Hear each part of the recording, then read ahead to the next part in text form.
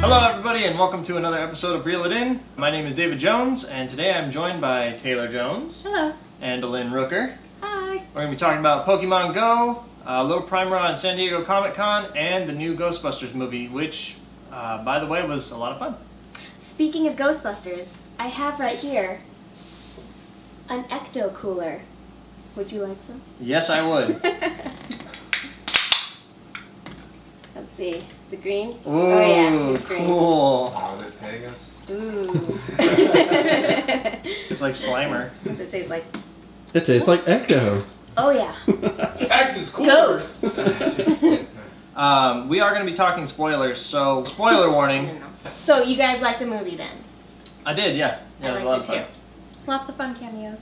Yeah, I loved all the cameos. I really liked the receptionist. Yes. Yeah, that was a good one. And the end, Sigourney Weaver. Safety lights are for dudes. So the Ghostbusters movie had a lot of nods to the original.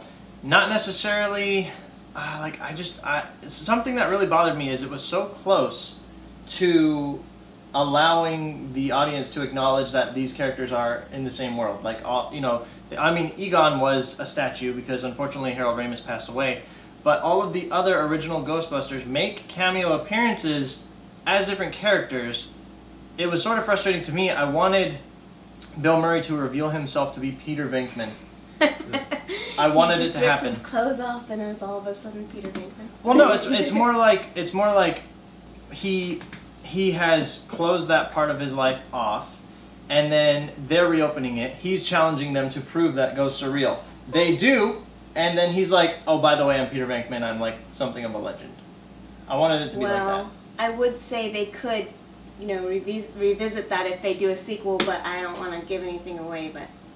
But I really liked it. I know it got a lot of heat online for a long time. Like, oh my God, they're ruining my childhood. How can they do this? They're replacing all the good characters with women. But you know what? It was amazing.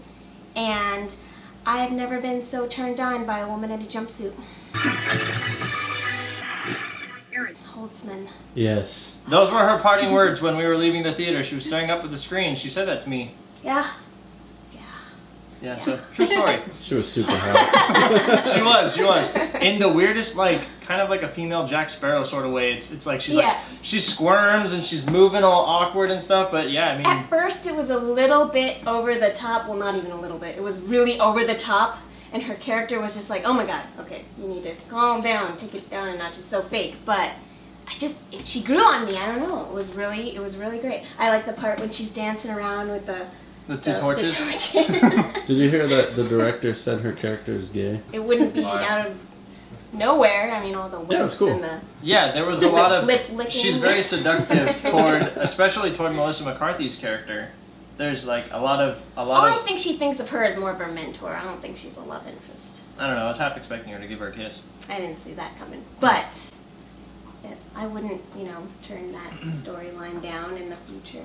Right. Well, I thought it was pretty cool how they slipped Slimer in toward the end, and I never knew that there was a female Slimer too. That was kind of gross.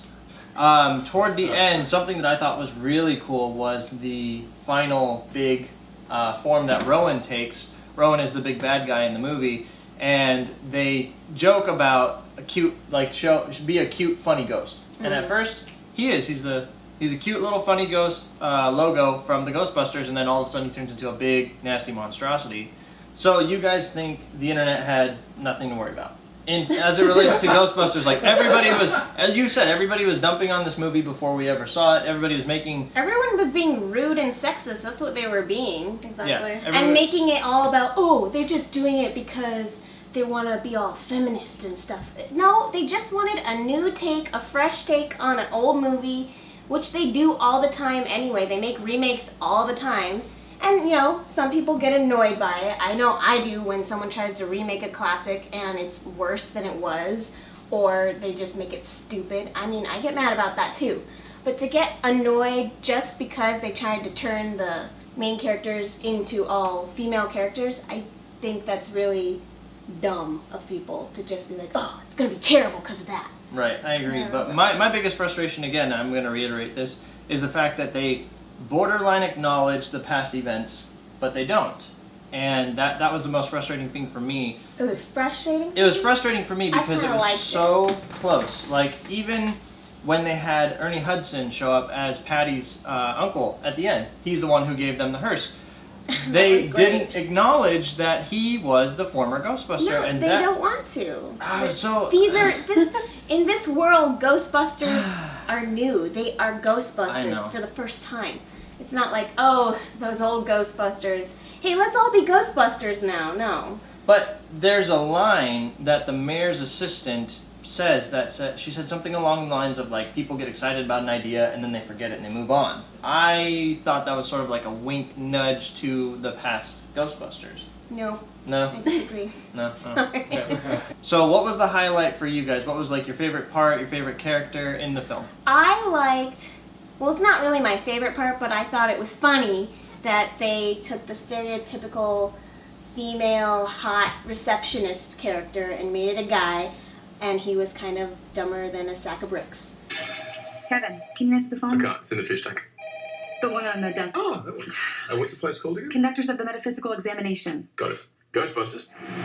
And I know maybe some people would be mad at that, but I thought it was kind of funny. Because he wasn't even dumb in a believable way. He was, like, just straight up so dumb it wasn't even believable.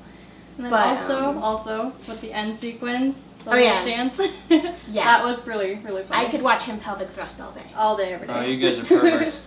I think, there's not going to be any backlash on Chris Hemsworth for the dumb receptionist guy, because everybody's so caught up. He's so hot. They're all, well, maybe everybody accepts that, but everybody was, talking trash just because they're women, whatever. But overall, the new Ghostbusters was a success. It was not the disaster movie that everybody was worried about, and it was a lot of fun, and I think people from the old school Ghostbuster fan base and people who are just discovering Ghostbusters now can all enjoy it together. Definitely. So there's this new app. Have you guys played it? It's called Pokémon Go. No, I've never heard of it. I have played it once in my life. Pokemon Go is taking the world by storm. Everywhere you look online, you just read headlines, and some of them are hilarious, some of them are scary. 2 dudes fell off of a cliff playing Pokemon Go. A live streamer fell into water while playing Pokemon Go. He did? Yes, two separate car accidents happened. Yeah, 2 separate car accidents happened because people were playing Pokemon Go while driving. I would urge you to pay attention to what you're doing. The game itself is a lot of fun. You can actually walk around using your GPS on your phone and collect Pokemon in the real world. This is absolutely amazing, in many ways, and it's kind of funny because last year, if you were talking about Pokemon and being a fan of Pokemon, people would be making fun of you. Oh, you're too old to be playing Pokemon. And then now, everybody around the world So trendy. is capturing these creatures on their phone, which is it boggles the mind, really, how popular it is and all the funny stories and goofy things that are happening based around this one game. I have a question. So, have you guys played it? I have played it, yes. You played it? You played it? See, I haven't played it. So I'm just wondering what is so appealing. I mean, I get that, it was part of our childhood, and some people were really into video games, and some people just like playing on their phones. So all that combined is making it very popular. Yeah. So if I'm not that interested in it and I turn it on, would it hook me too? I'm just wondering. It gets you out of the house. It's made a lot of social connections. I have a feeling in a couple of months we're going to hear about marriages forming around people, you made players meeting can through see that. Pokemon Go. Absolutely. I think a lot of people are making new friends. A lot of people are mad at all these clusters of people who are hanging around. As well as friends. Yes, it's really sad, actually. I've heard dozens of stories of people being attacked while playing Pokemon Go, mugged of their phones, and that is not cool. I don't Team condone Rocket? that. Yeah, Team Rocket in reality. Is that what they call themselves? No, these Kinda people. funny. The first couple of days, there was a group of, I think, about 4 people, and what they would do is they wait for people at the Pokestops, which is a real-world location where you can refill on supplies. What they did was they had guns and they robbed these people who were coming just to play Pokemon. It poses a real-life risk when you're out in the world trying to capture these Pokemon. Yeah, you are somewhat putting yourself in danger. Yeah, honestly, from what I've heard so far, most of it has been overwhelmingly dangerous or negative. I mean, I've heard the good stuff too, how everyone's really excited about it and having a fun time, but like, I've rarely ever heard so many headlines all in 1 week of like people doing just really asinine things. Yeah, pile up on the freeway. Like That really happened. Yeah, it's normal people don't see a guardrail and decide to go over it and then stumble off a cliff because they're trying to capture a I mean- Pokemon. They're so focused on the game. Yeah. There's And always other surroundings. the game tells you multiple times to watch out, look around, be aware of your surroundings. There's just countless stories of people with, it's carelessness, but people are trying to blame the game, but the game is warning you, hey, pay attention to what to the real world. It's just a reminder that humans are just kind of dumb. I don't think people can multitask as well as they believe they can. Yeah. A lot of good is coming out of the game. There are lots of people losing weight, lots of people getting out into the world In a for week? Yeah, people are doing, because to hatch an egg, you have to walk some ridiculous distance. Really? Good You for can them. cheat. You can cheat You with can a bike. put it on like a bike, you can put it on a fan because it tracks based on your GPS. There's cheats, there are, but people are legitimately starting to, and I don't know if this is going to continue, get in shape because of Pokemon Go. So I think in many ways the positives outweigh the negatives, but there are again many risks associated with playing the game in public locations. So I would say go with a friend. Never be alone. Go with at least one friend so that you have, use the buddy Do you system. think it's gonna stay this popular though? I mean, sometimes when they come out with a new app or a game, it's really popular at first, and like even I might download it, or like that other thing that Nintendo just had. the little Miitomo? Yeah. Yeah, Miitomo was a craze that Seems like it was popular for like 3 days, and Yes. now Pokemon instead. Yeah, well, Miitomo was a very limited app in many ways, and Pokemon Go, again, did not arrive with all the features that they promised. But Pokemon Go is certainly getting people out into the real world for the first time in a long time, and that's why you're hearing so many The incidents. nerds are getting exercise. Yeah. The nerd, they are, yeah. Well, I mean, we are. But the funny thing is like no one could have predicted this. And Nintendo's stock price is just skyrocketing. They're riding this all the way to the bank. So good for them. I love Nintendo, so go them. Any final thoughts that you guys have on the game? What are your plans? Are you gonna become a Pokemon master?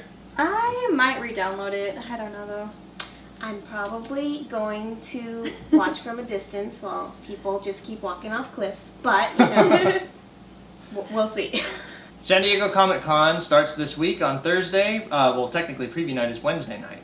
We're going to head down there and we're going to have a lot of fun all weekend with the rest of the nerds. And we're very excited to pick up all the exclusives and see what they have to offer. I'm excited. It'll be fun. There'll be hordes and hordes of people, but we'll swim our way through it to all those fun All those things. delicious things.